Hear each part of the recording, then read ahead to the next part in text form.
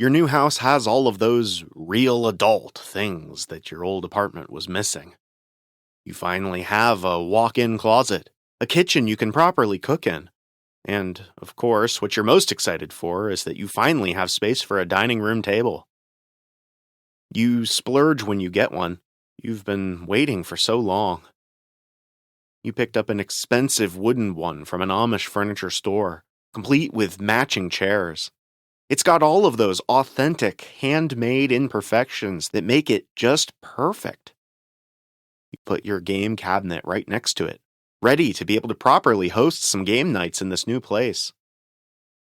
As you unpack them, you realize that you have a few games that you haven't even gotten around to playing. You find one that isn't even open. You have trouble placing where you got it exactly, and the package is strange, just blank white with black letters. Curious, you take off the plastic wrap and you open it up on your new table. Inside, you find a mouse trap type board. There are little contraptions and lots of tiny plastic bits that look almost like playground equipment. You start opening them and setting them up along the colorful board, but you're interrupted by a strange noise. It sounds like someone yelling from very far away. As you hone in on it, though, you realize it's coming from inside the board game box. You move over the instruction pamphlet, and underneath it, where the player pieces should be, are three tiny little people. You can't believe your eyes. They stop yelling when they see you, and one of them speaks up. It says, "Please, you have to help us. We need you to play the game to free us from our curse. You have to..." But you cut them off, and you put the instruction pamphlet right back over them. Whatever's going on in there, it's none of your business. You pack everything back up, and then you put the lid back on top of the podcast inside your house. By Annie Marie Morgan and Kevin Schrock, with today's episode written by Annie Marie Morgan, and music by Hex System.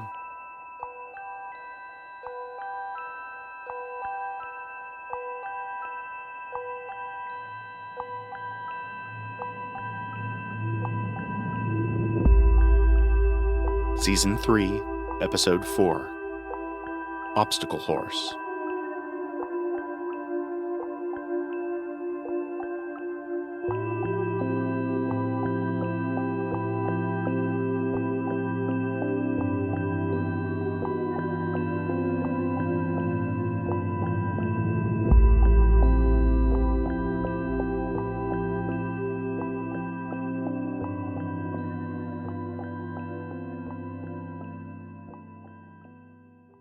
In his nearly 100 years below this earth, Oris had never thought he'd actually have to do his job. By the time the gates finally opened and he heard the grand summons, he'd almost forgotten the words he was supposed to say.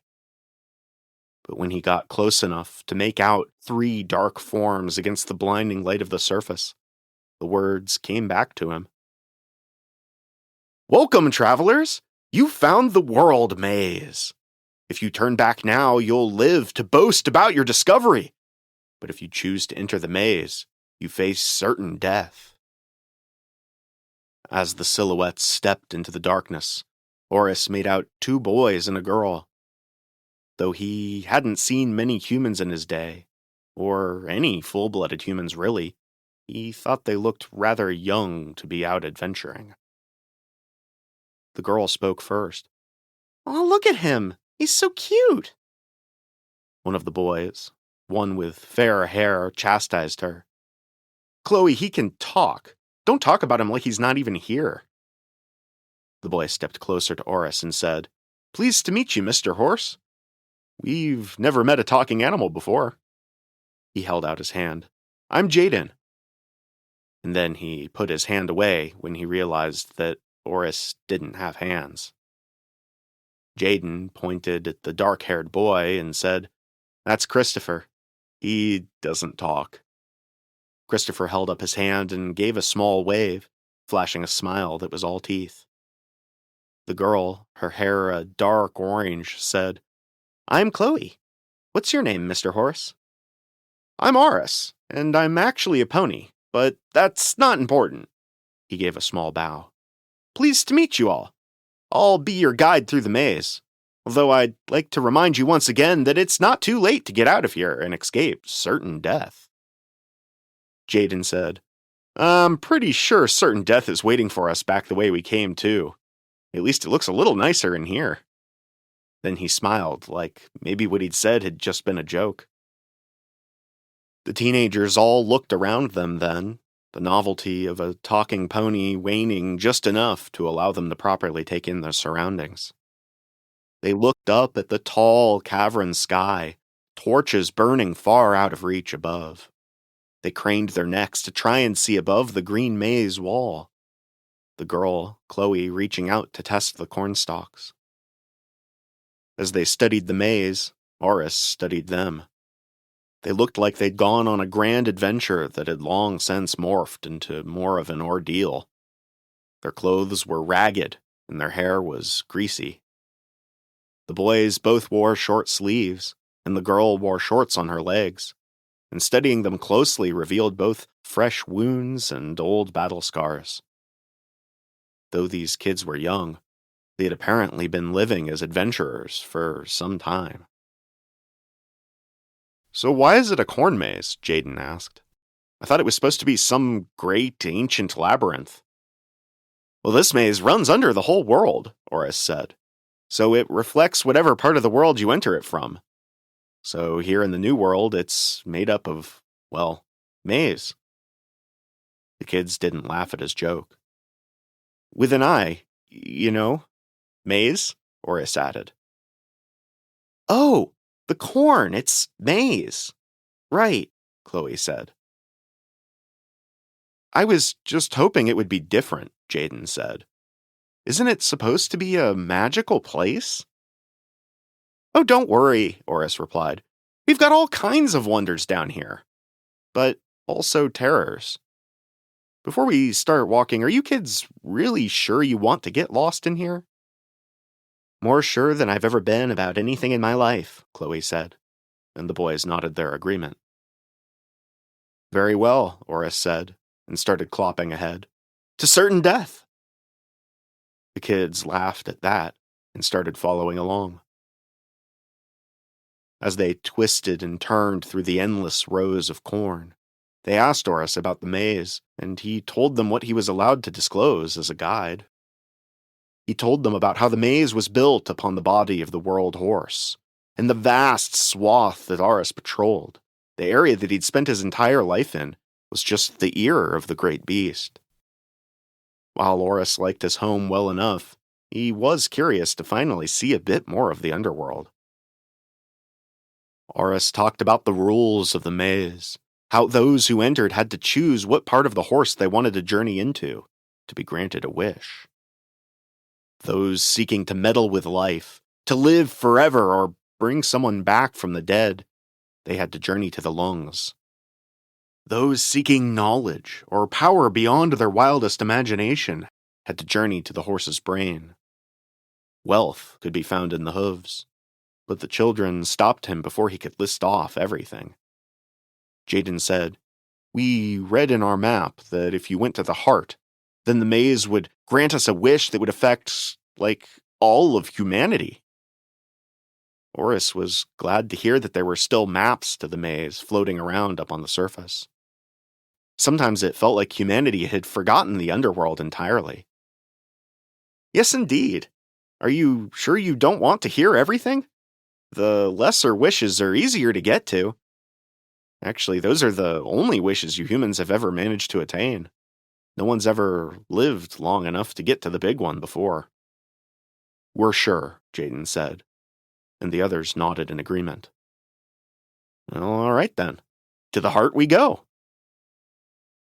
And right on time, as soon as Oris had explained the rules to them, the first beast showed up. It was one of the spark frogs, hopping around a nearby bend. About half the height of the humans, the frog was not a fearsome beast. Had it not been walking on two legs, it would have looked very much like a surface frog, albeit much bigger.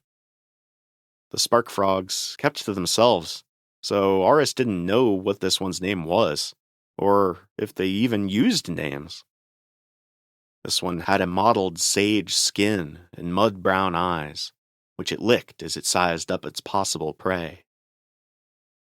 The kids all reached for their weapons, and Doris assessed whether he felt like they'd have any chance down here at all. Jaden had brought a sword, Chloe a bow, though she only had a few arrows in her quiver. Christopher reached for no weapon and simply watched the frog. Oris spoke up before the battle could begin. You kids should know you'll get through the labyrinth faster if you defeat each monster properly. And that doesn't always mean slaying them. Some of them are just testing you. And with that, the frog stood higher on the tips of its webbed feet and opened its mouth. It reached into its gullet and pulled out a stick. And the monsters are going to get harder to defeat the further you get inside. After all, where would the fun be if the Minotaur just bit off everyone's head the second they walked in here? Okay, let's be careful not to hurt this guy, Chloe said. He's probably just going to tell us riddles or something. But the frog pointed its wand at the kids, and taking aim at Jaden, shot a wall of sparks. Fuck me, Jaden yelled, followed by, what the heck? As he calmed down a bit. It shocked me. The frog got Chloe next, but she didn't reach for her bow. Instead, she just stepped closer to the frog. Guys, can you distract it? I've got an idea. Christopher grabbed an ear of corn from the maze wall and chucked it at the frog. It turned on him next, shocking him. He took a sharp breath, but didn't cry out. Jaden did the same, snapping off several more ears to throw. The frog fired back at them and threw a series of "oh shoots" and "heck me's" from Jaden. Chloe made her way to the frog. It realized too late how close she was and shocked her just as she grabbed a hold of its slimy skin. The shock traveled through her back to the frog, and it gurgled wetly in surprise. Then it shook off Chloe's touch and hopped off. Well, that was easy, she said.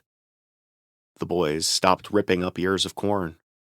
Jaden rustled the stalks and asked, Hey, Aris, what's to stop us from just going through the walls? Oh, the plants are just covering the real walls. There are bones underneath there, Aris replied. You could climb over them, sure, but the labyrinth isn't a static place like you'd have on the surface. It moves and breathes and changes. You can get where you're going faster by playing by its rules. What kind of bones? Jaden asked, rustling farther through the wall. Well, some are from the World Horse itself. We'll see those when we get further in. Out here, though, it's the bones of the great horse's descendants, my ancestors, my brothers and sisters, and those who die trying to traverse the labyrinth, too. Jaden stopped his rustling. When I die, I'll ask them to put my bones next to yours. Wouldn't that be nice? Oris asked. I'm almost a century old, so you kids will probably be the only humans I guide through here. I've heard we used to get humans down here by the hundreds, but, well, no one believes in magic anymore up there. How did you kids find this place anyway? It took a second for anyone to answer him, and finally Jaden said, Oh, we found an ancient map in the woods. Went on a magical but perilous quest to find the entrance. It's a long story. I didn't really think it was real, though. Not until we got here. It still doesn't seem real to me, Chloe said. She turned her face upward then, studying the vast cave ceiling, her eyes tracing water droplets falling from a stalactite. Christopher just stared at Jaden, like he was waiting to see if he'd say more, or like he was cautioning him against it. They walked in silence for a while, before Chloe noted, There are no birds down here. It's so quiet. I hadn't even noticed, Jaden said. Is it never quiet up there on the surface? Oris asked. Not really, Chloe said. There are usually birds or insects if you're outside in nature. Or if you're in the city, there are cars and music and people talking or yelling. Is it nice? Oris asked. Sometimes, she answered. Oris tried to ask them more about the surface. He tried to pry more about their lives and what had led them here. But they gave him short answers, like they were afraid he wouldn't like what they said if they talked too much.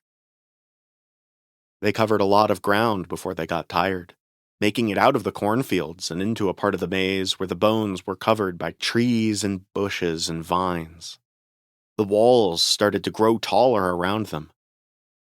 The kids called it quits when they started yawning, electing to sleep in shifts. But that made little difference when the next monster came, for it had no intention of sneaking up on anyone.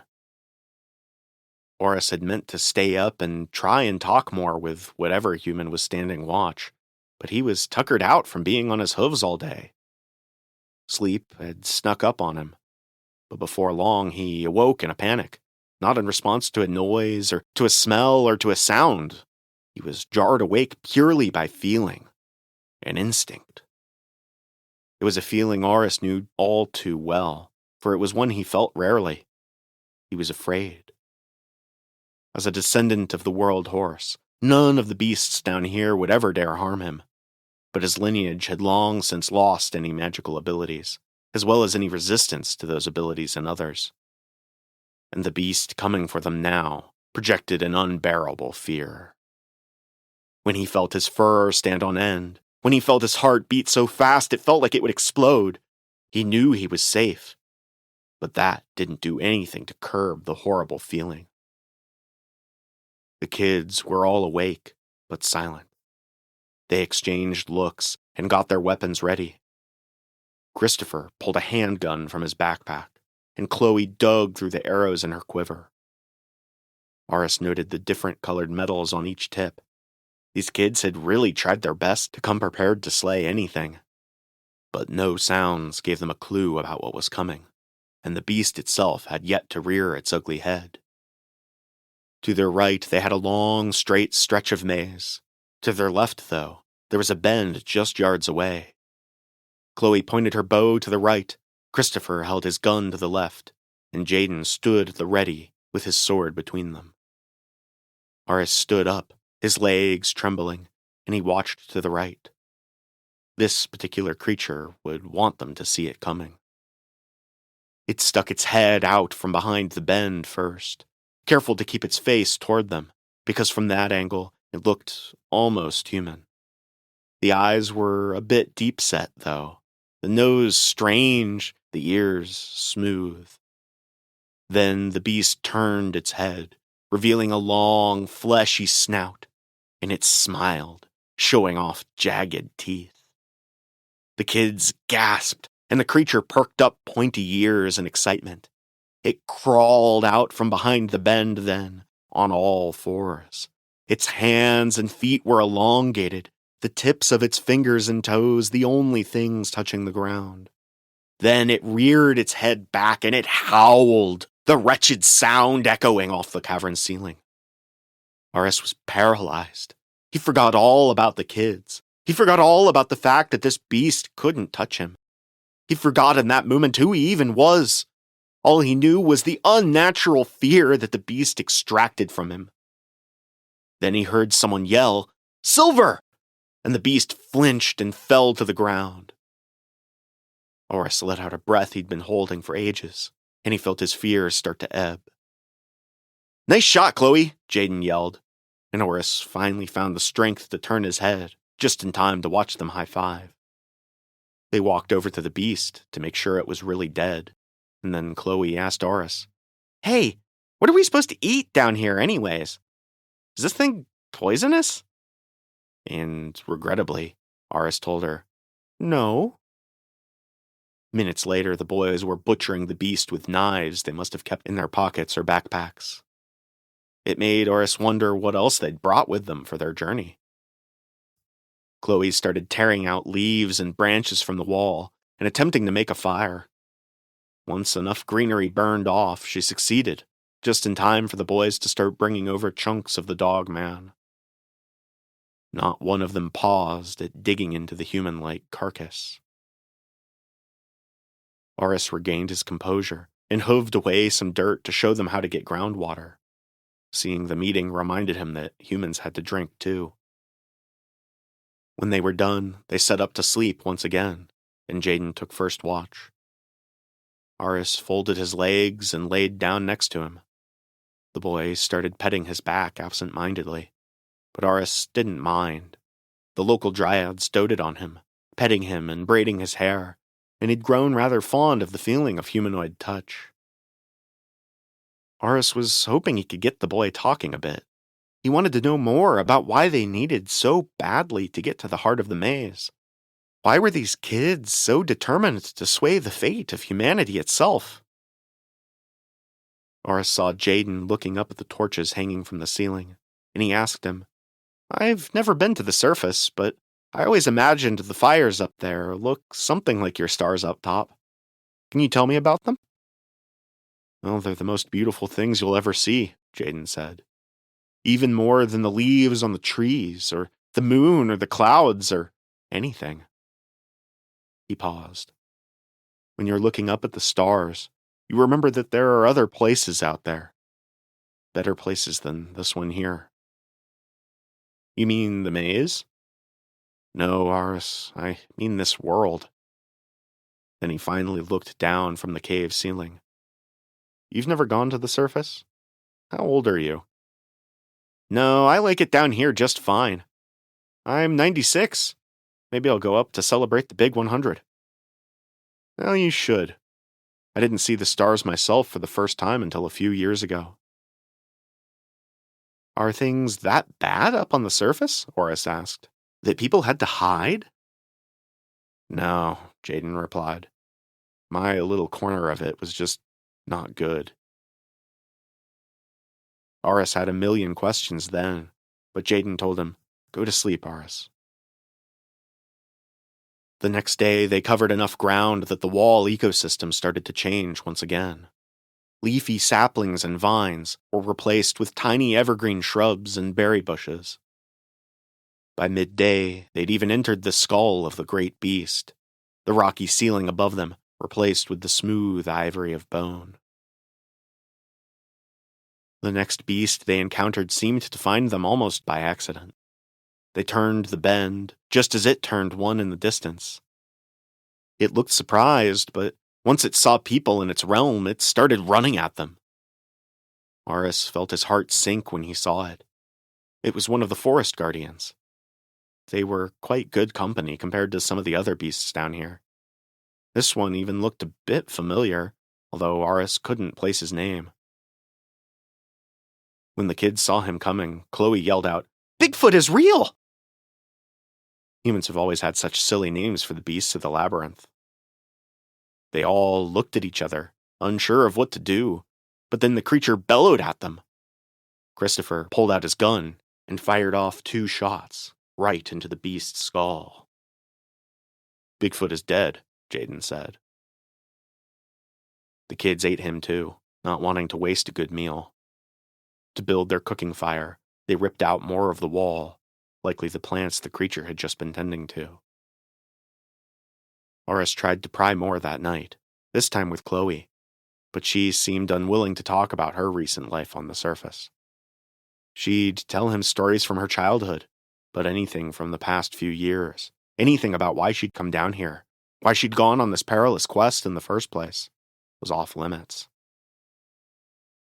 The next day, they made it out of the skull, and the days began to blur together. Aris was further into the labyrinth than he'd ever been. He'd always thought guiding humans through the labyrinth would be some grand adventure, but the further they got, the more he found himself just missing his home.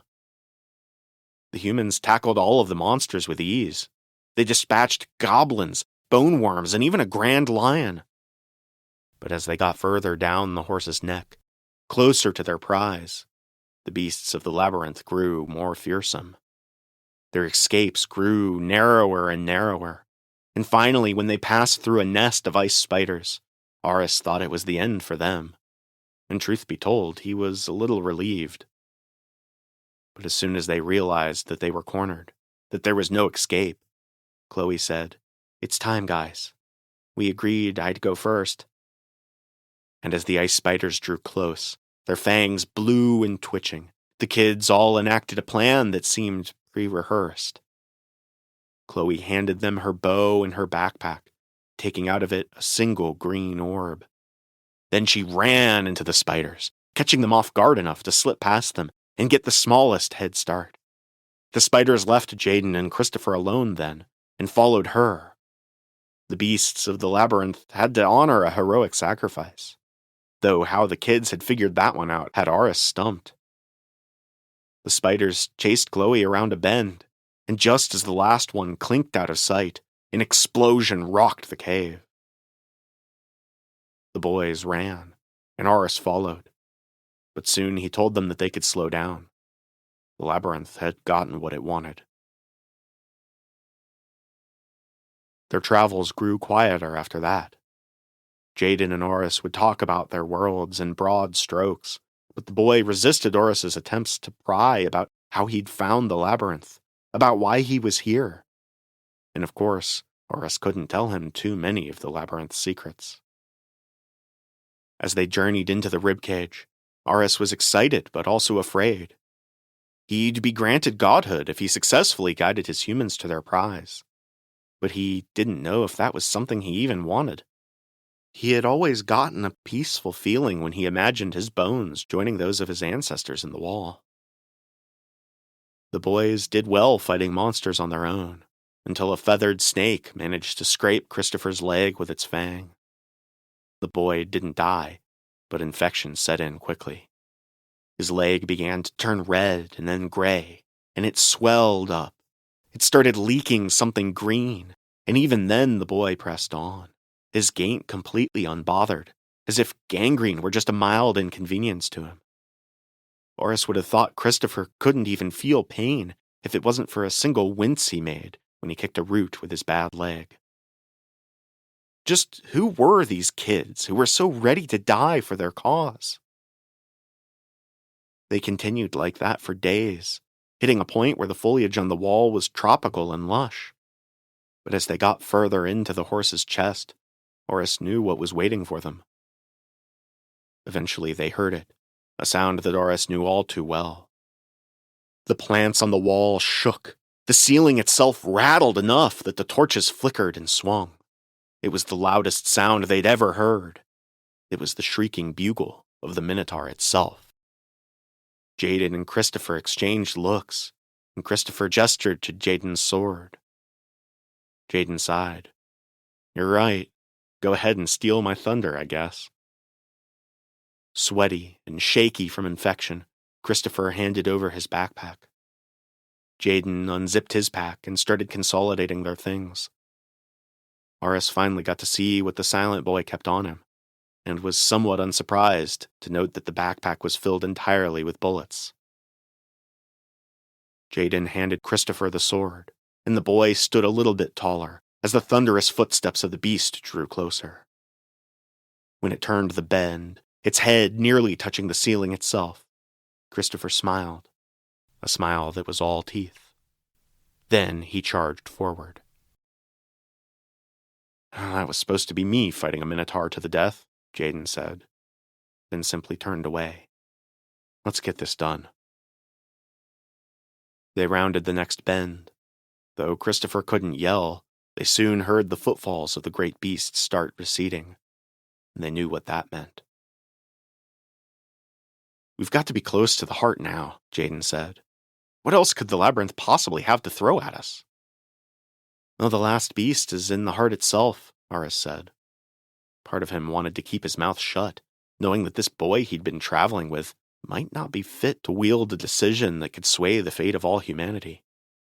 But at this point, though, now that the boy had come so far, there was a bigger part of Aris that wanted to see just what he'd wished for, and that part was winning.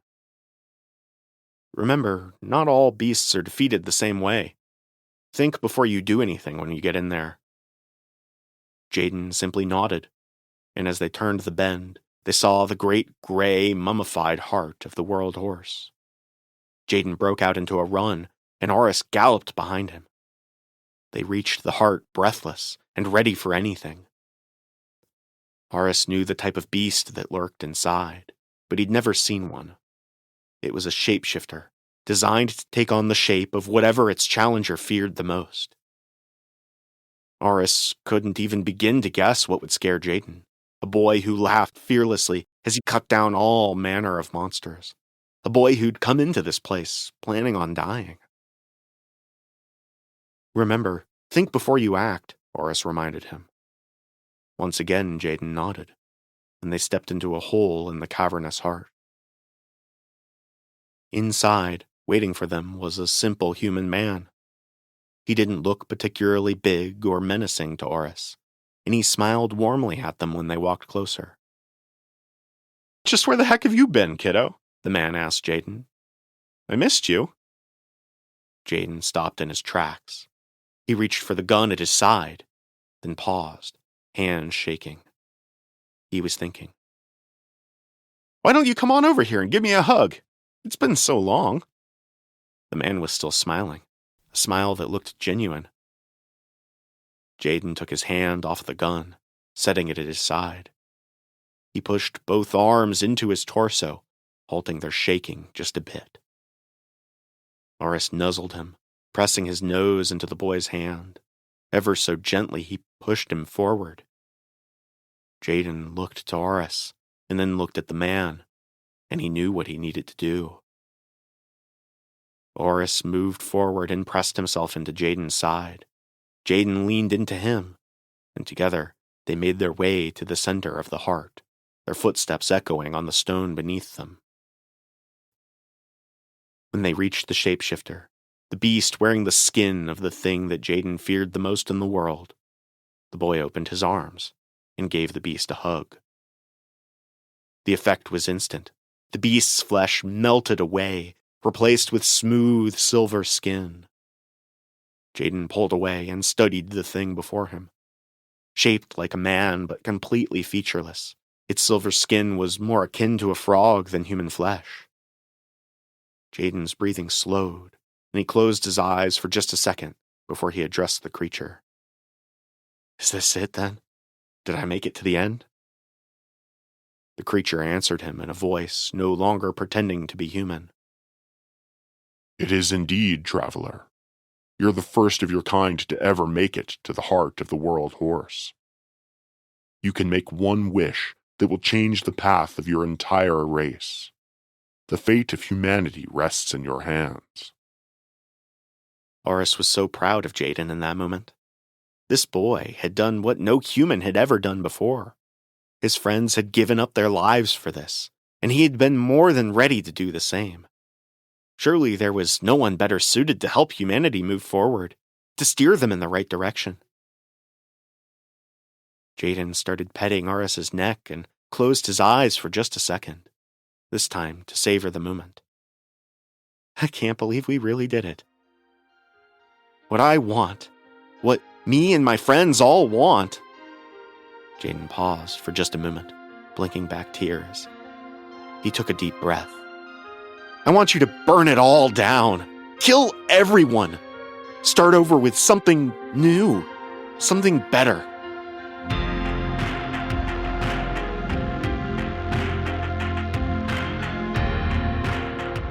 Thank you for tuning in to this episode of The Podcast Inside Your House.